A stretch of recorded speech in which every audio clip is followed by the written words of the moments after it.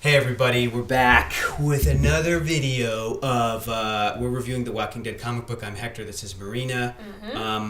This is on the playback. Thank you so much for watching this. And this is volume 5. Yep. The Best Defense. Volume 5, The Best Defense. Marina, you're reading this for the first time. Yes. And I am rereading this. I've read this before. And we have also now seen the premiere of Season 7. Yeah. But we'll get into that later.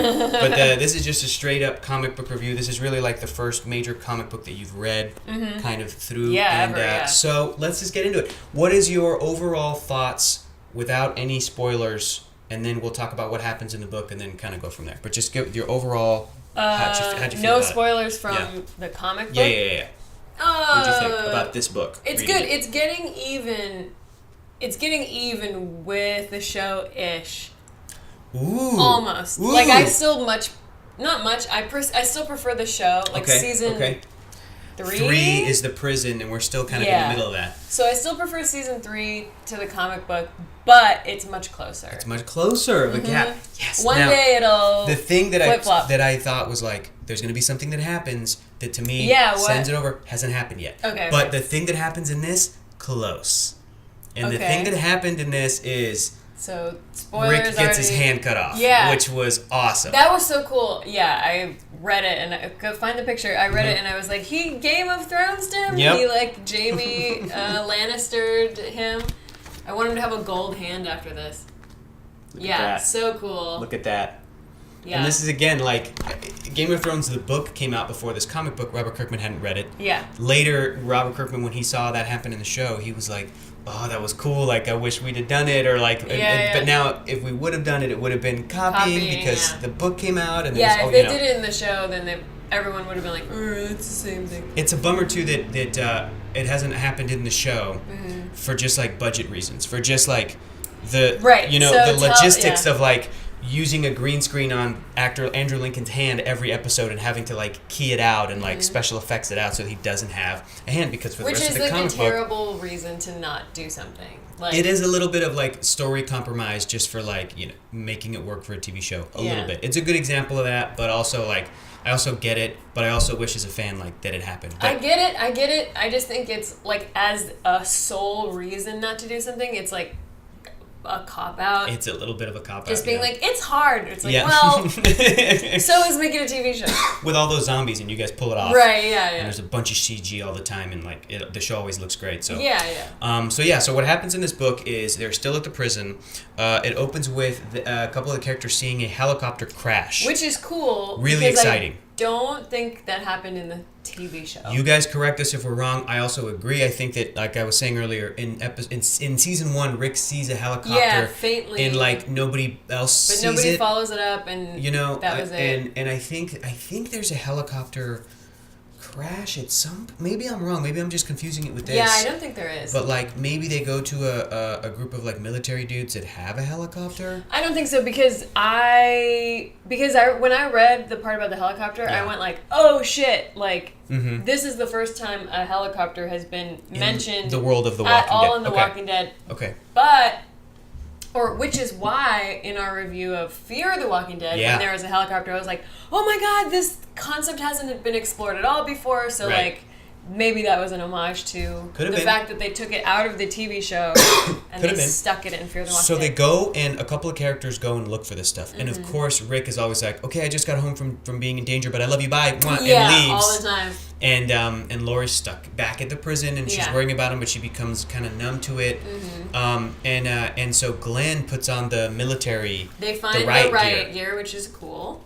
So they go and then they end up finding they think that the survivors went to a nearby town. They see signs for Woodbury. They go to Woodbury. So this is what you've been saying of like in Fear of the Walking Dead. You were like, I wish people would just expect better of humans earlier on because they're genuinely in the comic. They're like, let's go find these people. Let's get they're excited to meet other people because there's so few people.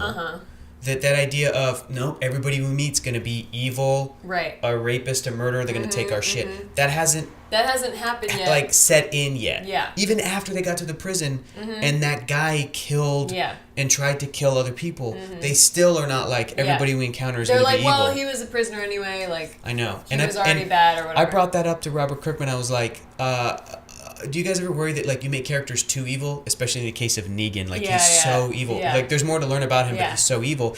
And then Robert Kirkman very smartly was like, I don't think so, because then I'm watching the news now, and I'm like, yeah, that's a good point. Yeah, that's actually a really good point. That in the post-apocalyptic landscape, people would be pieces of shit, and I don't buy it because I haven't lived through that yet. So they go. They're semblance of society left. They're expecting to meet new people, and then they meet the governor, who looks very different from the show. Yeah, very different. Mexican guy with the handlebar mustache, long black hair. Yeah, which find a picture of him because I was like, really? Like, they can't, in a show that already is not as diverse as it should be for being in the South. In the South. Like, they really took away the only opportunity for a Latino guy who's not a gangbanger. Right? Who's not a vato in the prison or whatever to be, right? Or no, That's in Vatos. There was another I forget where we brought up to Robert Kirkman. We're like, hey, do you have like a regret or like least favorite episode of the show? And he mentioned something that was like, oh, I didn't like this episode because I lost this actor, but also that Vatos episode in season 1. And I was like, that's my least favorite episode too. And then he goes like, who wrote that? And I was like, didn't you write that? Did you write that? And he's like, that was so funny. But the governor's a piece of shit. The governor's a piece of shit. Why not give it to an actor who can? I mean, the guy on the TV show did fine. Did good, yeah. He was fine, but it's like, why not give the opportunity to a Latino actor who can? This character also has a very iconic. He's got an iconic look. Very iconic look. That sometimes a show decides to pull straight from the comic, and other times they decide to stray. Right, like Michonne looks exactly the same. Negan looks exactly and then other times they'll mix it up. And I think that in the show when we meet the governor, it was a little bit of, they were still trying to differentiate from this. They were still trying to say to the comic book readers, we don't want you to know that he's the governor flat out and be as evil right off the bat. Like, we're going to meet him and kind of learn about Woodbury. They really stretched it out. But I still prefer the comic I still prefer the show, but this style of narration I actually prefer for this storyline because everything happened very fast. And that is what would happen. Like, at Woodbury, like, in the TV show, I didn't understand necessarily why the governor was, like, taking all this time to do all this stuff, because it was like, it's clear that he's bad. If he is that as bad as he is, why didn't he just do what he did in the comic book, which is just, like, take their weapons, chop their hands off, and then, but the thing that I do like, that I prefer about the TV show is that they did not rape the shit out of Michonne. I know.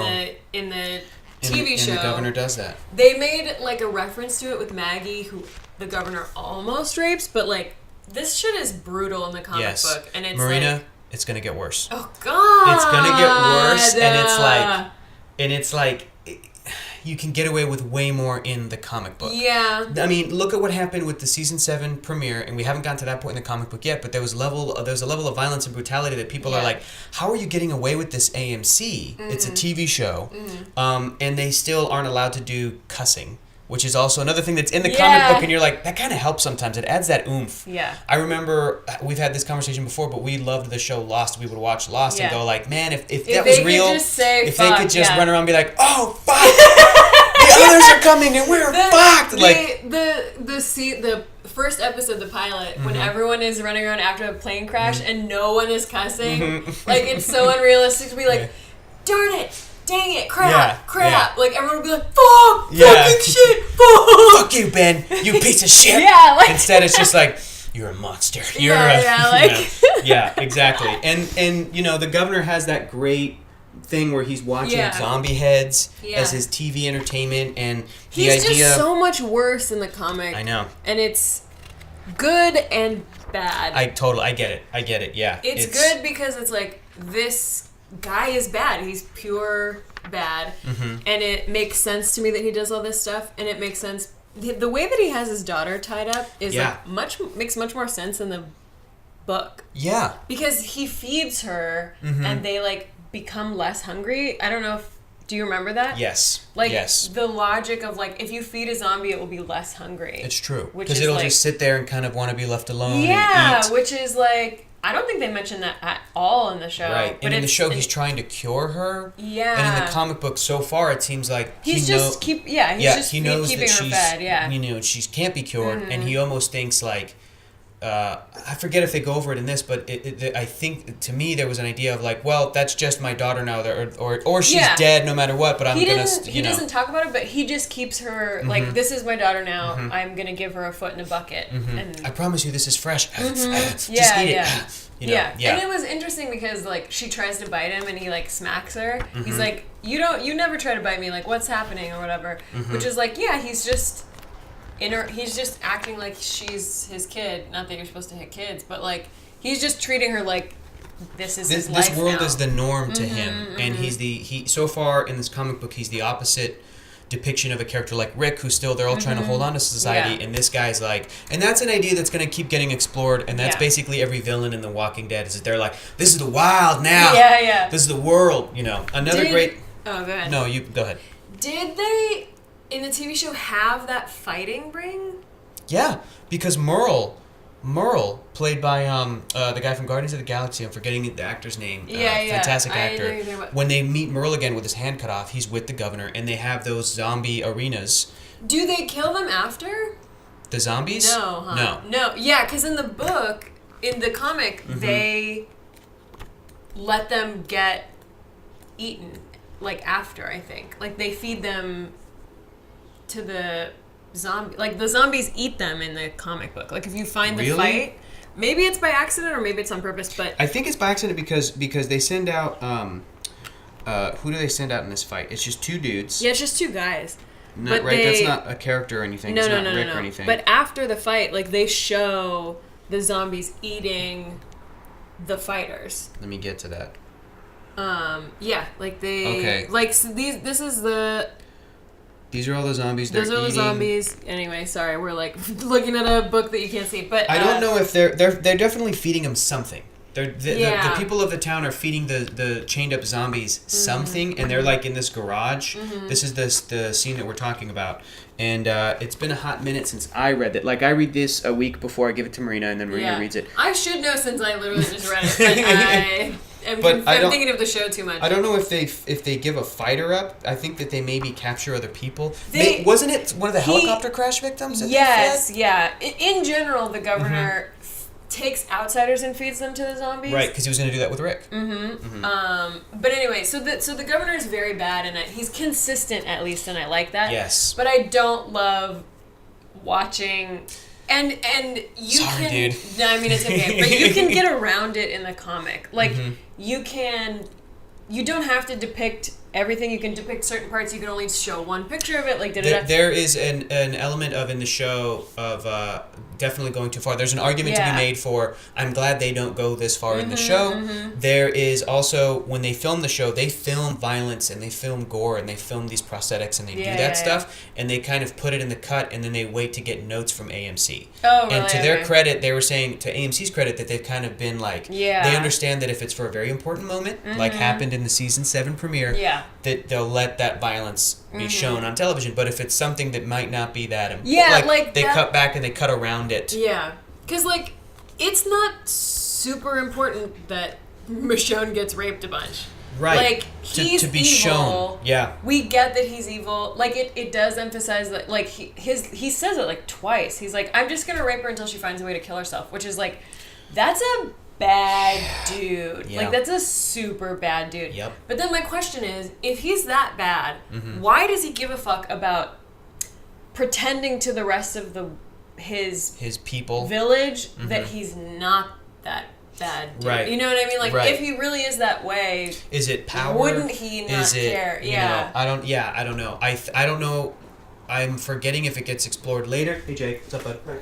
I'm forgetting if it's explored later or if it's just like a fault of this comic where like they don't go into it. Which you're right, it wouldn't make sense that he's like, no, I'm good. Why would he? Yeah, because when they show him in the comic, they show him talking to villagers, and he's like, hey, don't forget to pick up your toys and do what your mom says. And like he's very sweet. And they're like, okay, governor. And they're like, okay, governor. And it's like this contrast is like interesting, but it's like, man, I wonder if people. Does it make sense for the character? I don't know. I guess we're all monsters inside and act like we're not on the outside. Maybe. Here's another thing that I love that is that happens at the end of the book, specific to comic book storytelling. Yeah, great. Okay, this is fantastic. So the governor tells Rick that he let Glenn go, and we know Glenn is wearing this riot gear, and he's like, Glenn's gonna lead us right to where you're living, your prison, to your prison. And he lets, and then we see this character running back to the car and getting into the car. And we're like, no, Glenn. And it's Glenn. And don't lead them back to the prison, Glenn. He's starting the car, and we're like, fuck, he's going to lead him back to the prison. Yep. And then at the end of this book, we find out that the guy in that gear wasn't Glenn, but it was Tyrese, who takes the gear off, and he's like, I tried to leave to go find our people, and then I couldn't make it that far. Yeah. I made it to a car and then came back. Which I found to be a very cinematic way of doing it, like of setting up expectations and then switching them. Absolutely. And again, it'd be tougher to do in live action because we would hear and see an actor. Yeah, especially the difference between Glenn and Tyrese. Yes, it's our imagination that's filling that in. It's our internal monologue. And then you can go back and reread it and be like, they got me. It's a trick. It is Tyrese. It was Tyrese the whole time. So and after that happens, it was just a tactic to get information from Rick. From Rick, his reaction of like, he knows about the prison. So now the governor knows, and there's obviously going to be a big fight. They're going to come get him. So I will say, and I think you've said it before, but now that I'm on volume 5, I agree now that Tyrese's character is the one that got the most short shrift. Because he's so cool in the comic. Yes. And in the show, he just doesn't even show up until season Robert Kirkman 5? Agrees. Oh, really? He's I wish we could have done more with the character, and the actor did a great job. I wish we didn't kill Tyrese when we did. Yeah. Because in the comic book, we spent some time with him, and he even he admits that. So, yeah. So that's why I was disappointed. Like, that's why comic book fans were disappointed with Tyrese in the show. Yeah. Because you read the comic, and you're like, ooh, he is great. Yeah, he's super cool. He brings a lot to the story. Yeah. Brings a lot to the story. Great character in his own right. So that's where we left off, man. What do you think's gonna happen next? They're gonna. I mean, I guess the Woodbury people are gonna go try to find the prison. Maybe while they're gone, Michonne, Rick and Glenn are gonna somehow break out Michonne, or I kind of want her to just find a way to kill. What's his name? The governor? Because she's really just, like, gotten the short end of the stick, too. Because she, like, has been out on her own for a long time. Her boyfriend and her kid, or whoever it was, the 2 zombies that used to be, she used to trail behind her, just, like, her loved ones. And then she happens in the prison and then, like, breaks up a relationship immediately. Yeah. And then just gets tied up and, like, super raped a bunch. And it's like, man, I just want her to Robert Kirkman is not treating her very well. But it still feels like, and this is my opinion, and maybe because the show is creeping in to my opinion, it still feels like Robert Kirkman still likes this character of Michonne. Does that make sense? Like, she's still a badass. She is mysterious, which is good and bad. We know really nothing about her past other than the few clues here and there. But also, sometimes it's cool to have a character who's mysterious and is still able to come in. She still talks to someone who's not there. Exactly. And so we don't know what that is. And I don't think she did that in the show. No. Yeah. And we've got that happening, and I think we're going to get that explored more. And she's still, what I mean to say is, like, I still trust her as a character. Yeah. The group immediately embraces her. In the same way that she is embraced and trusted and loved in the show. Like, she's such a vital part of, even though she is someone who comes in and she is standoffish at first because of what she went through, like we're saying. She's God, man. Much worse treatment in the comic book, which after watching... I watched the season 7 premiere and then immediately read the comic book. And I will say 2 things. One, I was like, oh, please, like, give me a world that's a little bit nicer and gentler. And then Glenn was still, of course, alive in the comic book. And it was so nice to, like, go back and read the comic book and be like, oh, he's still here. He's still here. There is Glenn a world in which he's still alive. And then fucking Michonne just gets super raped for the rest of the fucking comic book, and I was like, oh, come on! Like, Marina, it gets worse. I I'm sorry. I was texting you when I was reading the next volume, just going like, I'm over here like heaving, like, and it's a comic book. And I was upset with the season 7 premiere because I was like, it's too much. I don't like it. Like I felt like it's brutal, sick afterwards. But I know whatever. I can't. I wanted to like, especially watching episode 1 of season 7. It made me want to power through the rest of the comic to get caught up. But also, I'm like, I think I can only do one of these a week. Like I need one of these a week, and then I need a week of just like, I gotta relax and like call my mom and my dad. Like, hey, like just it's so much. I may say it on Knocking Dead, so we might repeat. But did you watch Breaking Bad? Not all of it. Okay. Not all of it. What season did you stop at? In the middle of 2, but only because like it's not because I disliked it. I need to go back and watch. Okay, I know. Because the season 7 premiere of Walking Dead is almost like the one particular episode in season 2, and I don't remember which one it was. Okay. But it's so depressing. Right. And the characters are at such a low point. They're at their lowest point. Walt is just having, it's so depressing. But because Breaking Bad is the perfect television show, of all time, I'm so attached to the characters that I was like, if this show does not turn around in the next episode and get happier, I will stop watching because I cannot take watching Walt and Jesse be so sad because I love them. Yeah. And then because whoever the showrunner is, I forget his name, because he's such a good storyteller, he immediately turns it around in the next episode, and I was like, oh my god, fine, okay. And then got you. And then got me back for the rest of the seasons. But the season premiere of season 7, I felt dangerously close to that, where I was like, I will not watch this like I will, of course, because I have to, but like I don't want to watch. So many people were tweeting, they're like, this isn't fun anymore. It's not fun anymore. And other people were tweeting like, well, it shouldn't be because it's a post-apocalyptic. Yeah, but I have TV. It's fantasy. I can spend my time watching Jurassic Park, which is cool and in an alternate universe. Right. Or I can spend my time watching zombie alternate universe that makes me feel like shit, which is like, I don't want to do that. I can watch TV show or cartoons, or like, I have the choice of all of Netflix, and I'm not going to, why torture myself? Because we love these stupid characters. Because guys, this is volume 5, The Best Defense. Up next is volume 6. The name of this volume is called This Sorrowful Life. Oh, no! Look at the cover. It's so bad. Damn it! Tells you nothing. So, guys, tune in next week. We're going to be back with another review. And let us know below what your favorite part was of this, what your least favorite part was. And if you guys are reading along with us, I think some people are. They're using this as an excuse, which is awesome. So, there's a couple no spoilers, though. No spoilers, because Marina hasn't read this one yet. I haven't read it, so don't. Okay, some good stuff happens. All right, that's it, guys. We'll be back next week. See you.